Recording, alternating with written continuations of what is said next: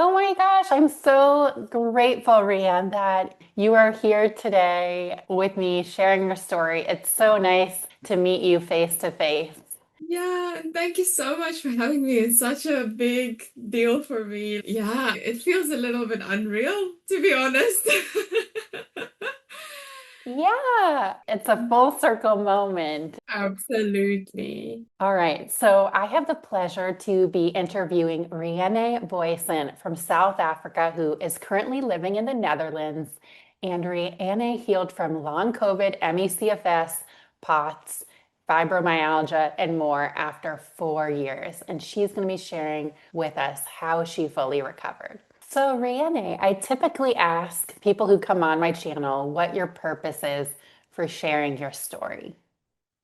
Yeah, so I think for me personally, of course, it's a really full circle moment because I still remember when I was in the depths of the illness and I was watching one of your videos, and I remember, I think it was one of your videos where you were sharing about rewiring beliefs. I don't know, it was really inspirational for me, and also watching some of the recovery stories, and I was like, I promised myself one day I will be one of those people and I will come on here and share my story. So it's quite surreal to be doing that now. Oh my God. But the main purpose is to give others hope and assurance to know that recovery is possible.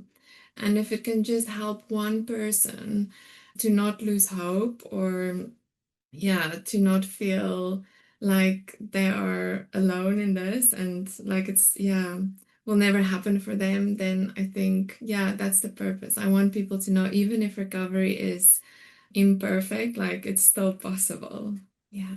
Thank you so much for sharing that powerful message. And it's so inspiring to hear because you were in the thick of things for 4 years and you made it out. So let's go back to the beginning. Can you describe your life before you became chronically ill? Yeah, so before I became ill, I had a beautiful life, almost like a perfect life, if I can say it like that, especially on the surface. Everything was the way I wanted it. I was happily married. I had a really great job, which I love to do. I was social. It feels like I was the most healthy I've ever been, actually. So it was quite a shock as well because of that. But all that being said, I think, yeah, I had a beautiful life, but also part of that life was a lot of stress. And I think at the time, I didn't realize the cost of living that life on my body. So, I mean, I was always on, I was quite restless, always something to do, always, yeah, from the one to the next thing. And I was quite a high achiever, type A person. So, you know, and I think even though I was, yeah, really happy with my life and I've really missed that life, I also, in hindsight, can see that it wasn't very sustainable way of living. Yeah, it wasn't sustainable. Yes, so Yeah. many of us can share a similar experience of not living sustainably, burning the candle on both ends, trying Yeah. to achieve, and more. All right, so can you describe the onset of when things started to unravel? Was it sudden or was it gradual? Yeah, before I answer that, I just want to mention something else about recovery stories that I forgot to mention in the purpose question is like, I think sometimes recovery stories can be so inspiring and so hopeful, but I think it can also be very hard to listen to and really even triggering sometimes. And I want to acknowledge that. And I was there myself, I had those thoughts of like, maybe she wasn't as ill as I was, or maybe it wasn't even real, or maybe it's different for me, or maybe, my body is different or broken. And I've been there. I know those thoughts and those feelings, and I know how hard it can be to hear someone else has recovered. And while you're still in it and you're doing all the things that they're saying, and it's not working for you. And I really want people to know that I've been there as well. I've had those same thoughts. I had that same feeling. And even though my recovery, because it feels like my recovery story is not perfect, there was like lots of imperfect things and wobbly messiness in it. And it still happened for me. And that's really important for me to mention. And I want people to know that. And then to answer your question about how it started, yes, it was both sudden and gradual. So I will explain a bit. So I got right at the beginning of the pandemic, I got a COVID infection. Like even before they knew anything about long COVID, I don't think it was really known that COVID was already in the Netherlands at that time. So it was still like, a very far off thing. So at first it felt like just a flu. A heavy flu, like quite heavy. But then I felt a little bit better, and I even joined my company on a ski weekend, that weekend after I got the flu, which was COVID. But then I didn't feel okay. Like the whole weekend, I was feeling off. My muscles felt a bit weak. Like I felt really strange, and I had difficulty breathing as well. So it was a strange experience. But I thought maybe it has to do with the altitude or with the skiing, or yeah, I wasn't sure. But then when we came back, basically our whole company was, or a lot of people were ill. My husband was also ill.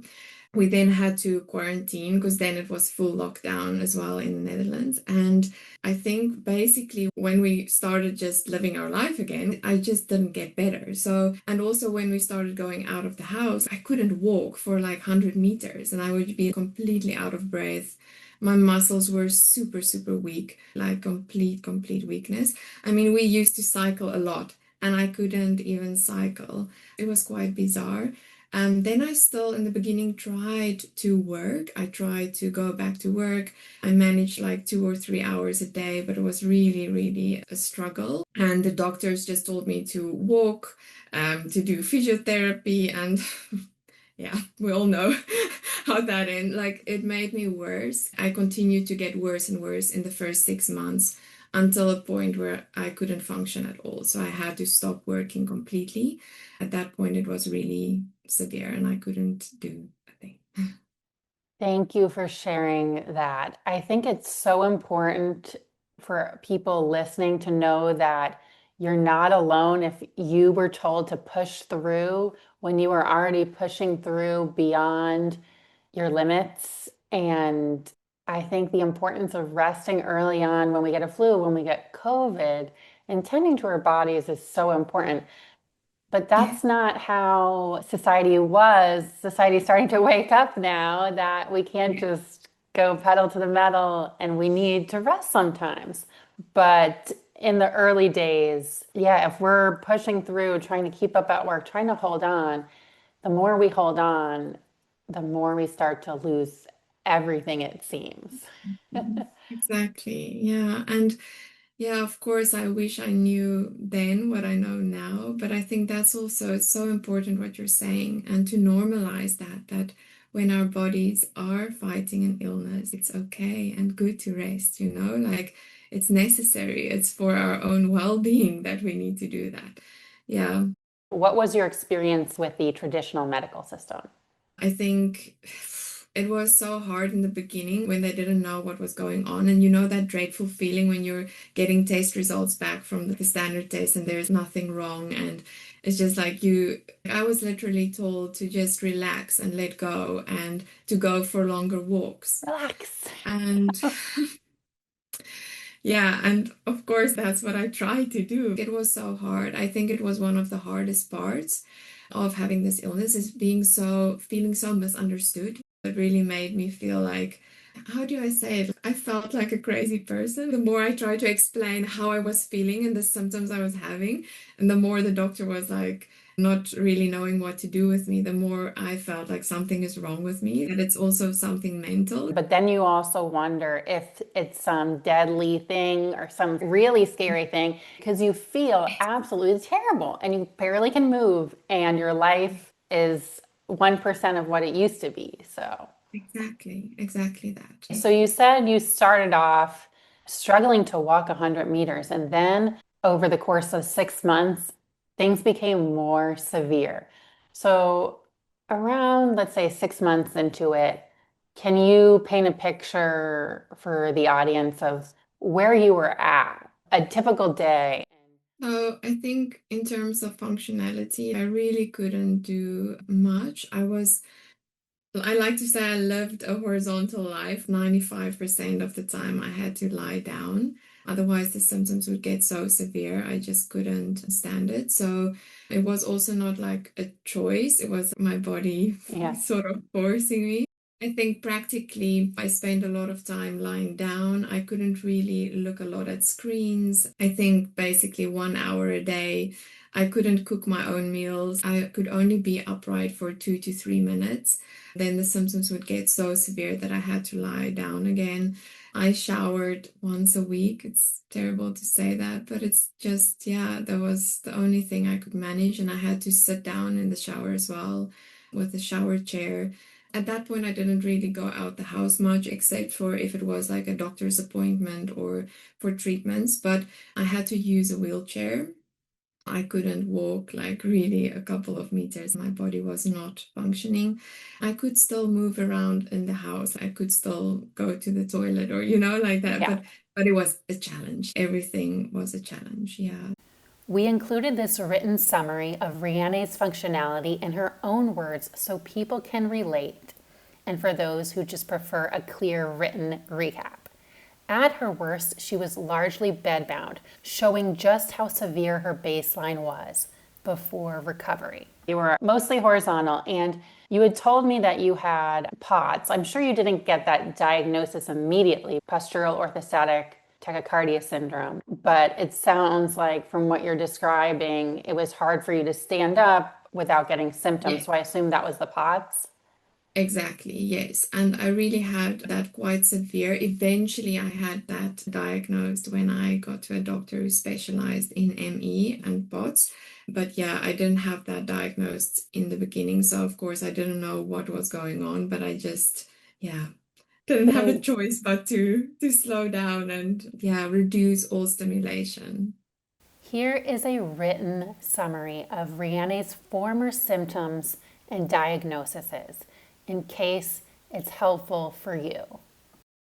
How is that with your husband? I guess he had to do all the cooking and cleaning, Mm, and you once went cycling, had the job, had the social life, and then now you're only able to like go to the bathroom. yeah. So I think of course, it's really hard for us who get ill, but I think for our partners as well, seeing that happen and also all the load and responsibility that gets piled up on them.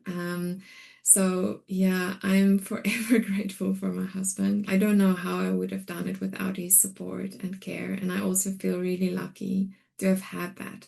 He had to take care of so many things. Thank you for acknowledging that. And I was in a fortunate situation. He was my boyfriend at the time. Now we're married and have 3 kids.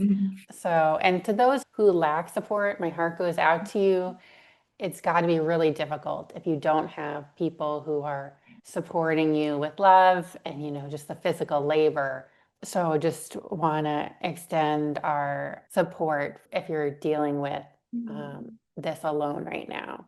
I'm really feeling that with you. And I think that just piles another layer of toughness on top of it. That must be really hard. Yeah. Mm. But I was telling someone yesterday, I was like, to not be afraid to ask your community for help. There are people out there who might be willing to help, and to not be afraid to ask. You're not being selfish. Yeah, and I sometimes think like if I could go back, there's one thing I would change, and that's to ask my friends more for help. Specific things like could you maybe cook one meal once a week, and I never asked this specifically. But that is something like I would really encourage people to do, especially if you're alone or have to live by yourself. Yeah, it's hard for us, many of us, to ask for help, but try it. You Yeah, deserve it. you do Yeah. deserve that. And you could always somehow write a thank you letter or do something that's in your zone and without you feeling like you have to make up for it or that you're a burden. So sometimes gratitude is enough in a friendship. and much appreciated too, without you having to give something if you're not able to physically do anything for that friend, you know? I love that. Yeah, that's so beautiful.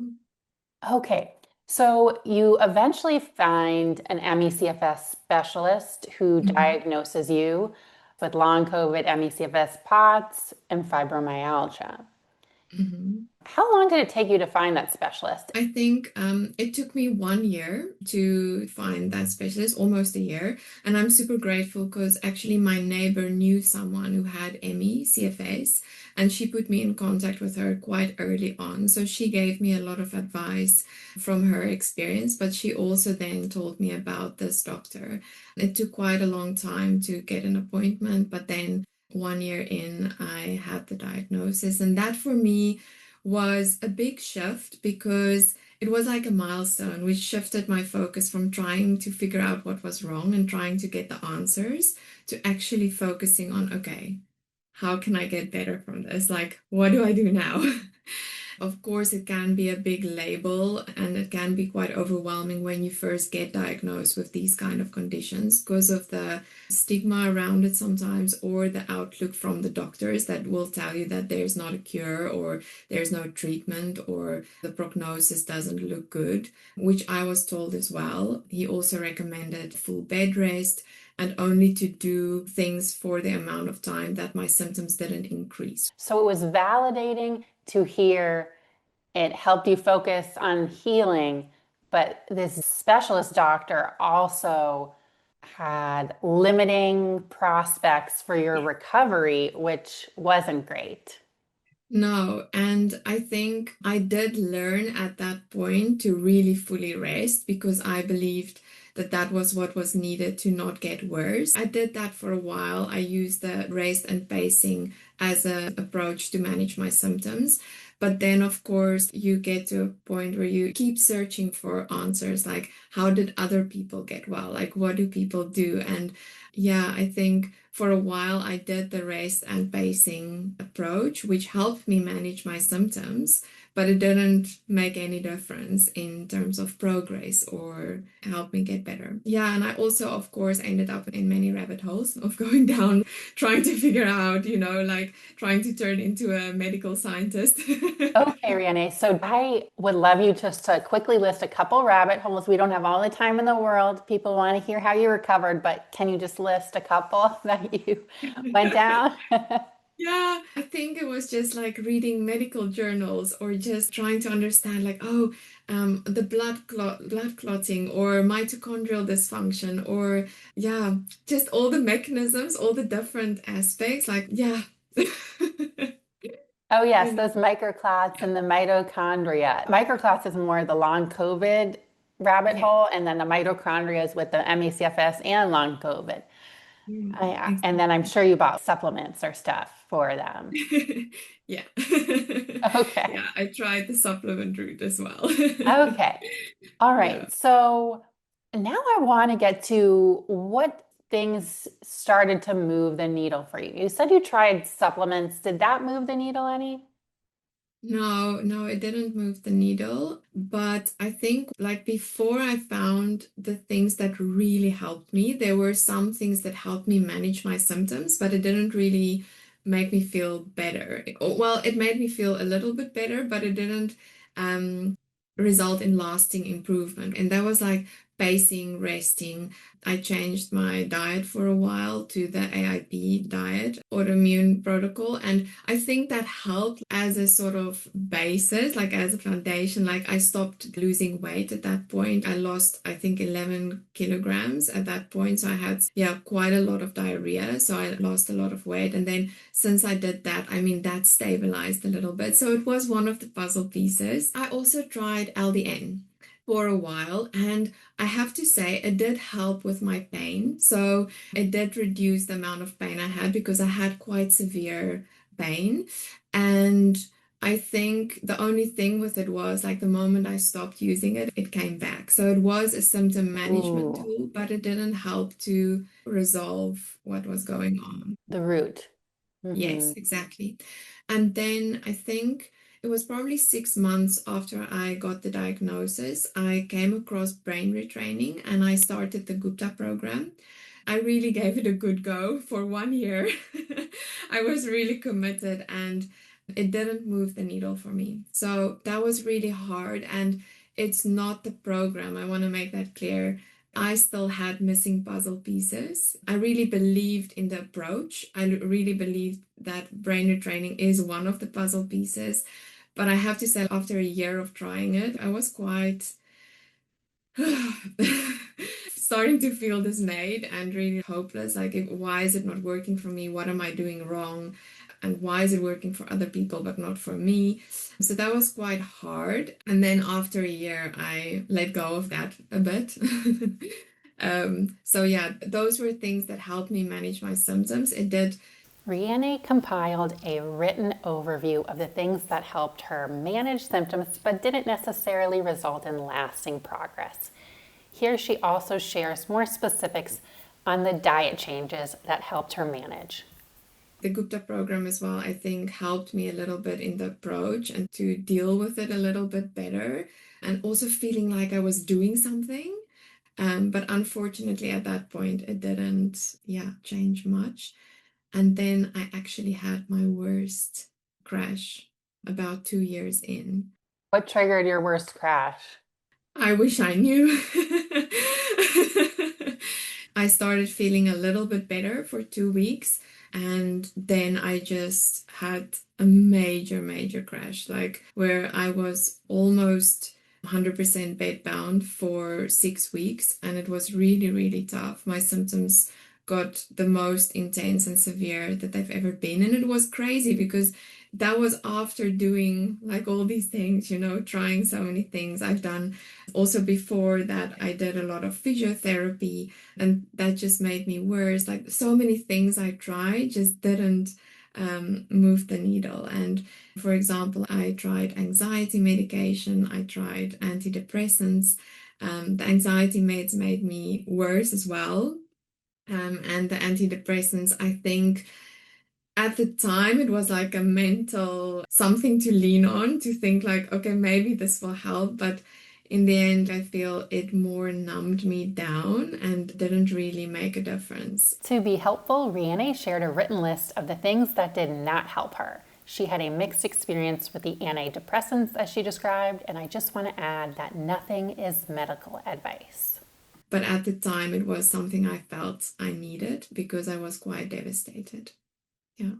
Ooh, so you're dealing with this devastation, this grief of the life you once had, and you take this pill and it gives you a feeling you're doing something, but what it really does is just numb those feelings. Yeah, and I think for me, it felt like it numbed things, and maybe that was what I needed for a bit, And I also want to acknowledge that I think sometimes medication has a place, and medication like LDN or anxiety meds or antidepressants, I think for some people it can be really helpful. So it depends on your situation. It's Exactly. important. And LDN is low dose naltrexone. It's off label used for CFS and fibromyalgia.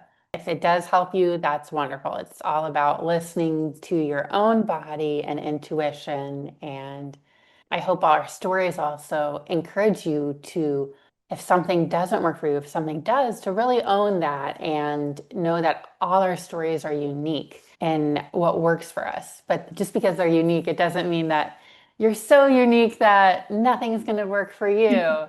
But Exactly.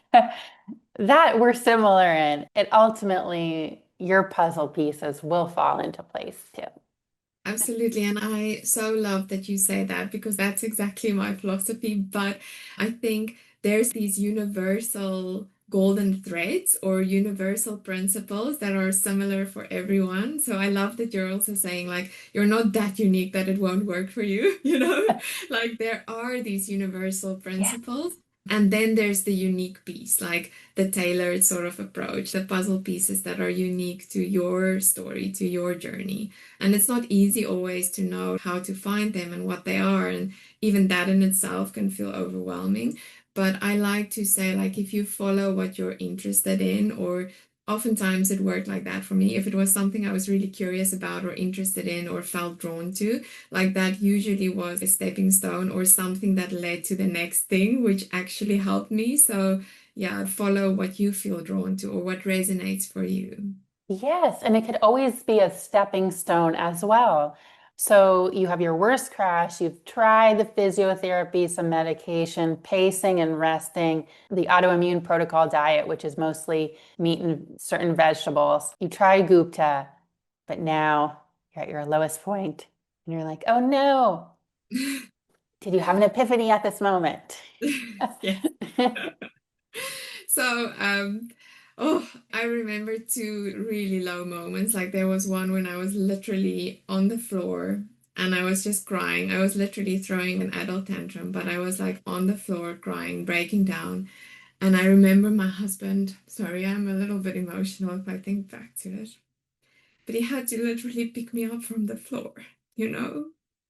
And it was in this time when I had one evening and I was just like, this is no way to live. Like, I don't want to live if this is the way that it's going to be. There must be a way. Like, surely something should work. And I was like, kind of at that point where I was like prepared to do anything. It didn't matter how far out of my comfort zone it was, or that I was just determined to find something that could support me.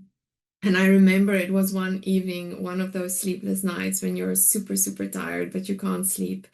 I was just searching things and looking for things. And I don't know, it was sort of coming together of a combination of things. And after that moment, I started trying a few different things together. And that was also the moment that I discovered nervous system practices. I started doing that. I also decided to try trauma healing because at that point I've already heard a lot. And also in the Gupta program, it was referred to that there might be trauma. And I was quite curious about that. And I thought, like, this is something that's worth looking into. So I was like, okay, let's look at that. So you're What on that your phone, sleepless at night, and you come across, okay, maybe I need to heal my trauma. That's how it was? Did you like see something? I think it came like it probably came a while of different things I was looking at, but I think some of the people that I was following on Instagram were talking about things that were helping them. And I also Oh, watched a few recovery stories that this came up. Like, you know how it works. It's just like these things that just pop out to you, and you're just mhm. like, oh, this, maybe this. And then my mom was telling me about this one treatment, body stress release, which is really a physical treatment similar to craniosacral therapy, I think it's called, where that helps the body to release some of the stored stress. So then I started looking at that again because I just ignored that for a long time. But then I was like, okay, maybe I just need to look at all these things that people recommended me. And I decided to make an appointment the next day.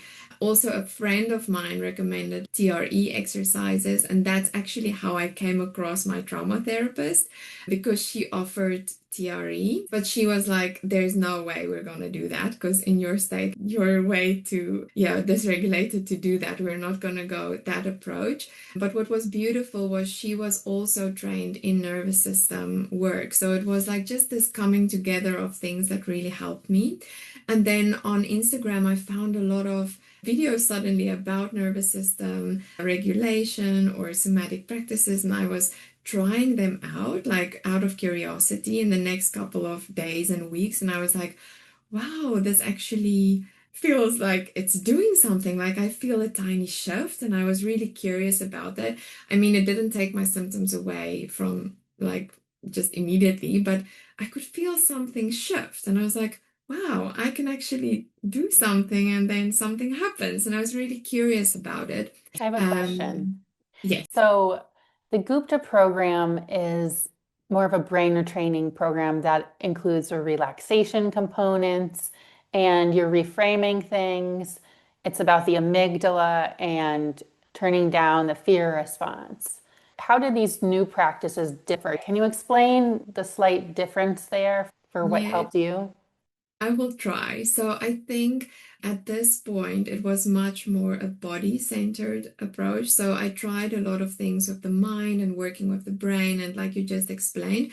But then these practices, I will give a simple example. Like if you just massage your ear, for example, this stimulates the vagus nerve because there's nerve endings in your ear. And the vagus nerve then helps to switch your nervous system to the more parasympathetic state, which is the more rest and digest state. So these like very seemingly simple practices made me feel a little bit different. So I felt like a little shift or a bit of like, oh, something is like my symptoms feel a little bit less intense. Or if I place my hands over my eyes, for example, like after like 10 or 15 seconds, I feel something shift. So that was the nervous system practices. And it's very different in the sense that it's something you physically do with your body, not something you do with your mind or mindset or with visualization, but it still has the same effect, right? It still works on switching down that fear response. So it's actually, I think, very complementary to the brain retraining work because it has the same goal, but from a different angle. So I think probably people might have heard of like top down or bottom up. And I think that's it, right? Like the Yeah. brain retraining might be a little bit more the top down. And then the nervous system or somatic works, which really involves the body, sends safety signals from the body to the brain. So then it's that bottom up again. And the two together, for me at least, was a really good combination. Okay, so you're starting to do some of these more gentle somatic practices. At one point, do you then dive into more deeper work? Mhm. Can you share that journey and any epiphanies you had? Yes. So I think I did it a little bit together. So I started doing these practices and then I also started working with a trauma therapist at the same time.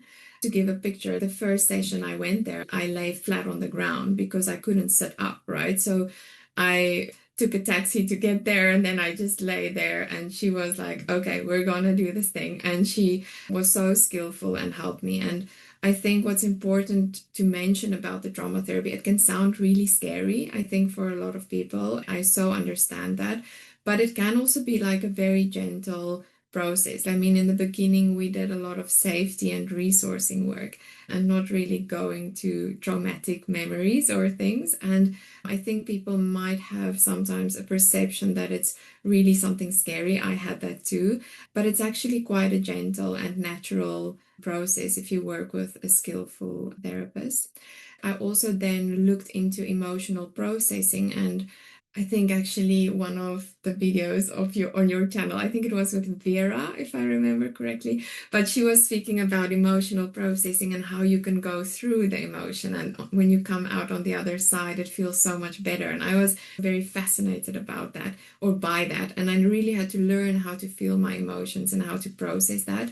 Also, like the journal speak method. And then I think, like, the moment I started learning more about these things, I just continued to learn more. And so I did the more internal work together with the more body-based approach. So I think about probably 6 months of just doing this. And then I added brain retraining back again. And I think that was then sort of, yeah, a final puzzle piece. But before I talk about that, you asked me if I had any epiphanies. I think there was one moment in that really dark period when I came across a book and podcast by Eckhart Tolle about a new earth.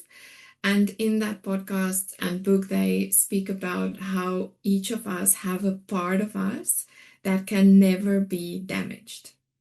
That really opened something in me. And it was like, yeah, that sort of inner wholeness that we have. So, despite everything that happened in your past, your story, what was happening with the illness, like there's still a part of you that cannot be diminished. That eternal part of you that is whole, irrespective of what is happening. And I think that gave me a lot of hope. And I wanted to, yeah, really connect to that more. So that also led me on to the more internal exploration. Oh, wow, that's so beautiful. Thank you for sharing that. And I will link that book too in the video. That's Yeah. so beautiful. Just that whole part of us. that nothing can break because it Yeah. truly feels like we're broken, but connecting with that, our inner wholeness, our true selves, that's so beautiful. So thank you for sharing that. Yeah, all right. Okay.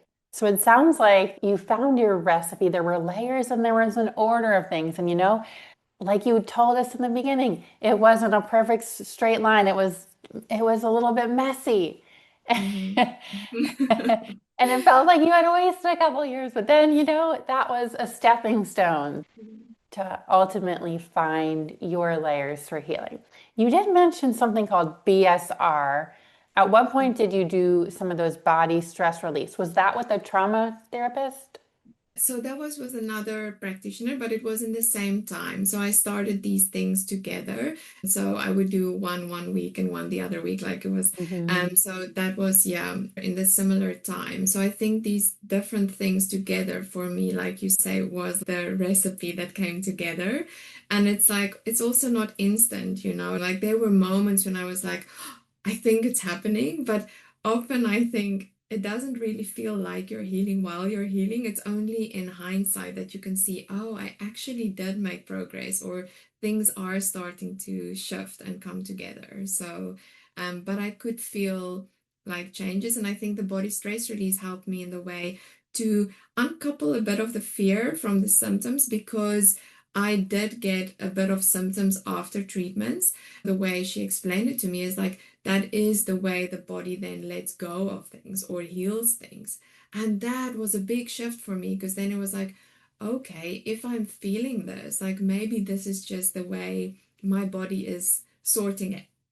So sorting out what is happening or what it needs to sort out. Maybe this is the way my body is healing. So that helped me a little bit to bring in a reframe around symptoms. Of course, I still had lots of fear around symptoms when they came up and when I had setbacks, and I had many setbacks. I never crashed like that major crash again, but I had many moments of feeling worse again or the symptoms getting more intense again. Yeah. And so I like that you shared that with us and starting to not fear the symptoms as much, but also acknowledging, yeah, we are human, we're going to fear it. But then you had a way to frame it that this is my body doing its thing, part of the healing process. So you're not adding that layer of, you know, fight or flight. And it's helping your body go through that process and Exactly. return to, homeostasis. All right. So can you describe a little bit what your upward trajectory looked like and how you dealt with those setbacks? Yeah, so that's a good question because my upward trajectory didn't always feel like an upward trajectory. And I think it was not a straight line. And we hear this often, right, in recovery stories, but it really wasn't a straight line. Sometimes it just felt like I was back at square one, starting from scratch again. I think a big shift for me was when and my trauma therapist helped me a lot with this as well, like this all or nothing approach. Like for me, for a long time, it was all or nothing. If I'm not 100% recovered, then nothing is okay. And a big shift for me came when it was like, okay, can I shift that focus on recovery and wanting to be recovered to also just creating a sense of well-being while I'm recovering? Can I experience a bit of joy while I'm recovering? Can I live my life a little bit as I'm in this process instead of just wanting to be at that end goal? And that is hard to do, but it really makes a big difference.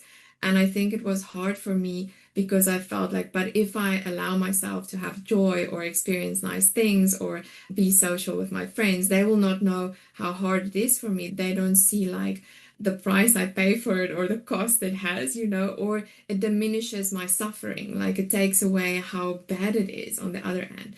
But I think it can be both. You can make space for the difficult part and still have good moments in between and still create a sense of well-being while you're in that process, because then it sort of starts to snowball. And I think it creates then a sort of well-being loop. I really feel that was a big shift for me. But also my upward trajectory, even after I started thinking of myself as recovered, even after I didn't have constant symptoms anymore, I find it important to mention that even after that, I had setbacks. Like, even after that, I had periods where I was not feeling that great and where symptoms came back a little bit. And I find it important to mention this because I think sometimes the picture is that it's a very clear-cut thing. And I You're think on for the some mountain. It's great now. exactly, Yes. and I think for some people it is, and it's Yes. beautiful, but for many it isn't. And I find that sometimes create a lot of suffering, and for me as well, it was really like, oh, but am I recovered if this happens? And yeah, I think it's part of the expansion process after recovery. Like, there's another part to reintegrate back into society. Like, Mm. that's a big thing. Like, you've been out for years, so isolated, so lonely. And then I think it's a process of expansion after that as well. Like, after the symptoms, heal, there's also the expansion back into life. And that is a process in itself. Yes, Yeah. expansion and reintegration. And there can be some bumps along the way, but ultimately, it's about how you bounce back from them and Yeah. growing your resilience. So, Yeah, yeah. and you asked me like how I dealt with the setbacks. It's a good question. I think sometimes I cracked open a little bit. Like I just, like in the beginning, I would always be so disappointed and just cry. And I think that's important to allow yourself to feel exactly how you feel when they happen. But then also I found it helpful to have like go-to things that I knew these were the things that support me, and then really go back to the basics and just slow things down. I think that really helped. And something that also helped me was to build a bit of a proof library of when things did go well, or all the things that I could do, or the wins I had, to look back at them in those difficult moments, to go like, yeah, I know it's hard now, but if this was possible, it will be possible again. And this is just temporary. Ooh, yes. Because sometimes the fear is, oh my gosh, I'm back to where I Mm. was. But you're focusing on, like, I got back and did these things, and Yes, that it focuses on the bounce back. Yes, that's so exactly. inspiring. Yeah. And sometimes when I just look at my old journals and stuff, it's very inspiring just for me in everyday life. So Yeah, save those journals and yeah. All yeah, right. Thank you beautiful. for sharing that. Very inspiring and real and authentic. And I'm glad. I love the nuance of your story because you're not saying, oh, I just went to my tools. You feel the feelings, you acknowledge it, and then Yeah, there's a space for exactly. both. There's a space for both. And it is an art. Like, it's not a science.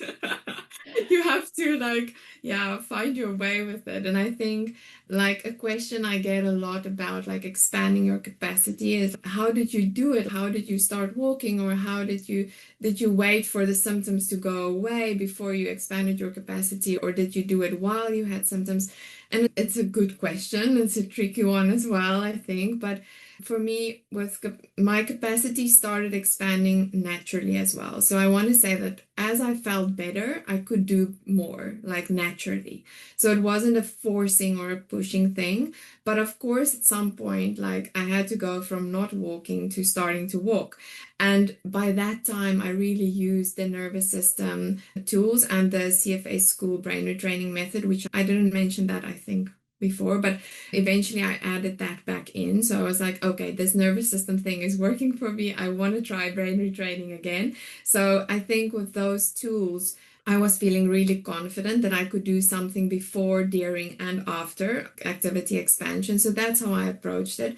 I didn't wait for my symptoms to be completely gone before I tried anything, but I always tried to listen to my body. And some days, the tools worked and it helped me and I could do a little bit more or expand. And other days, like a week later, I was able to do a bit less than the week before. And that was really hard mentally.